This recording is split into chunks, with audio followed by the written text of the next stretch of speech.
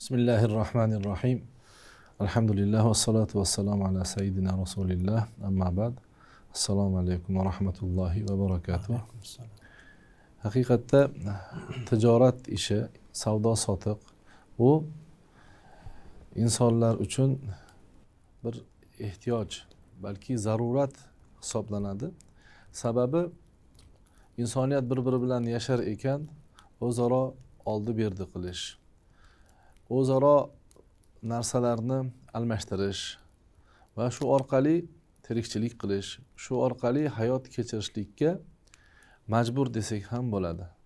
Sababi har bir shaxs o'zi uchun kerak bo'ladigan hamma ehtiyojni o'zi ishlab chiqara olmaydi, o'zi hosil qila olmaydi. Modomiki insonlar mana shunday jamiyatda yashar ekanlar, bir inson o'zi uchun hamma narsani o'zi hosil qilib, o'zi yetishtirib, o'zi ishlab chiqara olmas ekan, boshqasi bilan bu narsalarni oldi-berdi qilishlikka majbur. Shundan kelib chiqib, endi har narsa, har qanday ish, har qanday amal, har qanday muomala agar tartib, agar intizom bilan bo'lmaydigan bo'lsa, o'zaro qoida, o'zaro odoblarga rioya qilinmagan holatda amalga oshiriladigan bo'lsa, bunda u insonlarning ehtiyoji bajarilmaydi, balki bir-biriga nisbatan zulm, bir-birining molini yeyishlik, kimdir ko'proq narsaga ega bo'lib, qolganlar u narsadan mahrum bo'lishlik holatlari yuzaga keladi. Shuning uchun dinimiz bu boradagi o'zini talablarini, o'zini qoidalarini bandalariga joriy qilgan. Alloh taolo joriy qilgan dinimiz mana shu ko'rsatmalarini bizga bayon qilib bergan. Qur'oni Karimda ham tijoratga oid bir necha so'zlar kelgan. Moddiy, mana siz va biz bozorlarda, do'konlarda, ko'cha-ko'ylarda o'zaro oldi-berdi qiladigan savdo, sotiq, oldi-berdi, mana bu moddiy tijorat ma'nosidagi oyatlar ham kelgan. Ma'naviy tijorat, majoziy tijorat, Alloh taborak va taolo bilan qilinadigan tijorat haqida ham oyatlar kelgan. Masalan, Niso surasida hozir eslab o'tgan, ma'nosini aytib o'tgan oyat, mana o'zingiz aytib o'tdingiz, shu oyat keladiki: Ya ayyuhallazina amanu la ta'kulu amwalakum baynakum bil batili illa an takuna tijaratan an taradin minkum. Ey iymon keltirgan mu'minlar. Ya'ni Alloh taolo mu'minlarga xitob qilyapti. Ya'ni meni bir deb biladigan, bor deb biladigan, meni payg'ambarimga tan oladigan, meni kalomim Qur'onni, meni kalomim bandalarga nozil qilingan bir kitob sifatida ishonadigan ey mu'minlar deb turib, mo'min musulmonlarni ogohlikka chaqirib, ularga e'tibor berishi, men bu xitobim sizlarga degan ma'noda ularga alohida xitob, ularni alohida xoslab xitob etadi-da, ortidan molingizni bir-biringizni o'rtangizda molingizni botil bilan yemanglar deydi. Nohaqlik bilan, botil bilan yemanglar. Mollaringizni deyilyapti bu yerda, hamma o'zingizni molingizni ham, boshqa mo'minning molini ham o'zingizni molingizdek ko'ring, lekin botil bilan yeb ketmang. Botil bilan yemang. Ya'ni boshqa musulmonning molini nohaqlik bilan o'zlashtirib yemang.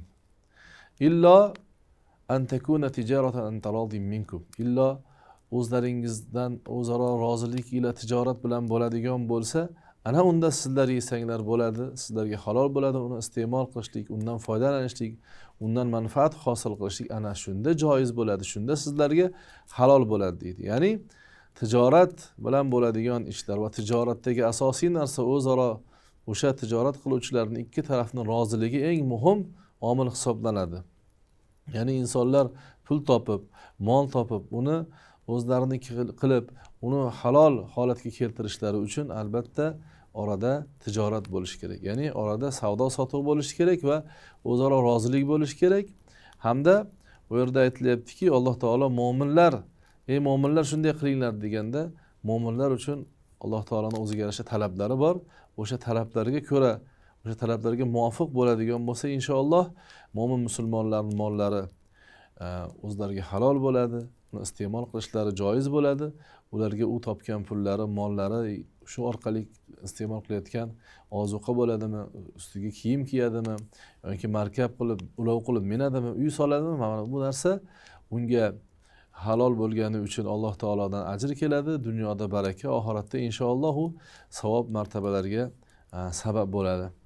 Endi Alloh subhanahu va taolo tijorat ishini, o'zaro savdo sotiqni, rizq topishlikni Alloh subhanahu va taolo Allohni fazli deb atagan. Qaysi bir banda halol mehnat qilib, u tijoratmidi, ziroatmidi harakat qilib pul topar ekan, Alloh taoloning fazliga erishgan bo'ladi. Namozga nido qilinganda juma kuni savdo sotiqni tashlab namozga kelinglar, Allohning zikriga kelinglar va endi aytilyaptiki, namozni o'qib bo'lgandan keyin yana tarqalib Allohning rizqini talab qilinglar, Allohning fazlini talab qilinglar deyilyapti. Ya'ni oldingi ishingizga yana qaytsangiz bo'ladi deyilyapti. Mo'min musulmon inson dunyoni deb oxiratni tashlab qo'ymaydi ekan. Oxiratni deb dunyoni tashlab qo'ymaslik kerak ekan. Juma surasida jumaga nido qilinganda kelinglar degan buyruqni avvali ham tijorat bay bo'lyapti. Undan keyinroq nima deyilyapti? Mana shu kasb-kor qilishingiz mumkin deyilyapti. Ya'ni mo'min musulmon mana shunday ibodat va tijorat, kasb-kor orasida yashaydigan inson ana eng yaxshi mo'min bo'ladi. Mana bu shu insonni mana shunday holatda bo'lar ekan, uni qilayotgan tijorati ham ibodatga aylanadi. Lekin bu yerda bir narsa borki, ba'zi bir odamlar tushunmasdan har xil narsalarni o'zlarining aqli bilan hamma narsani ham ruxsat, hamma narsa ham joiz degan narsani aytadigan bo'lgan. Oldin ham bu Qur'on nozil bo'layotgan vaqtda ham bunday kimsalar bo'lgan. Shuning uchun Alloh subhanahu va taolo va ahallallohul bay va harrama riba degan oyatni nozil qilgan. Ba'zi bir odamlar chiqib bay bilan ribo bir xil ekan. Sutxo'rlik bilan bay bir xil. Nima farqi bor buni? Hech narsa farq bo'lmayapti-yu degan da'volarni qiladilar deydi. Alloh subhanahu va taolo aytadiki, yo'q, unday emas. Bay halol, savdo sotiq tijorat halol, lekin ribo harom deydi. Mana shunday ko'rsatmalar bilan mo'min musulmonlarni Alloh subhanahu va taolo o'sha vaqtda tijorat borasida ham tarbiyalab kelgan. Yana bir oyatda aytiladiki, yuqorida aytganimizdek, ibodat bo'lgan vaqtda tijorat ibodatdan chalg'itmaslik kerak va ibodat tugagandan keyin endi tamom yana ibodatni qilgandan keyin kasb-korga qarab ketish kerak. Chunki va idza ra'aw tijaratan aw lahwan infaddu ilayha va tarakuka qa'ima deydi. Ba'zi bir odamlarda Alloh taolo o'sha Juma surasida aytadiki, ba'zi bir odamlar sizni tik turib xutba qilayotgan joyingizda ham bir tijoratni ko'rib qolsalar, o'yin kulgini ko'rib qolsalar, sizni tik holatda tashlab ketadilar deydi.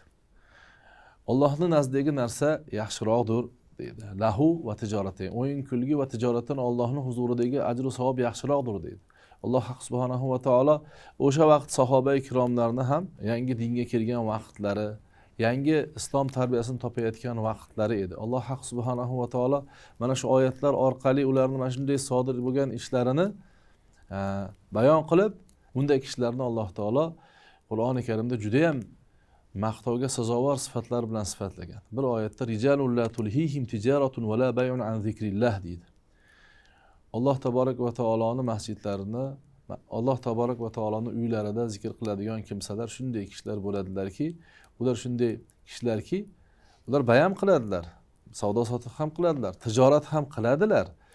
Lekin tijoratlari ularni Allohni zikr qilish, Allohni eslashdan chalg'itib qo'ymaydi.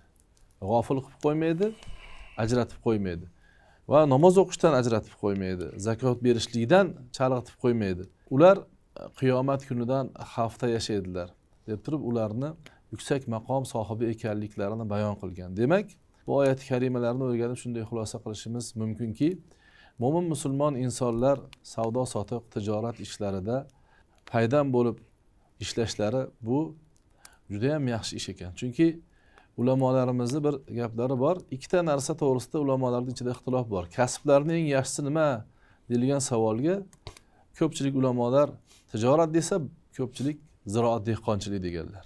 Demak, mana shunday maqomdagi ish ekan bu.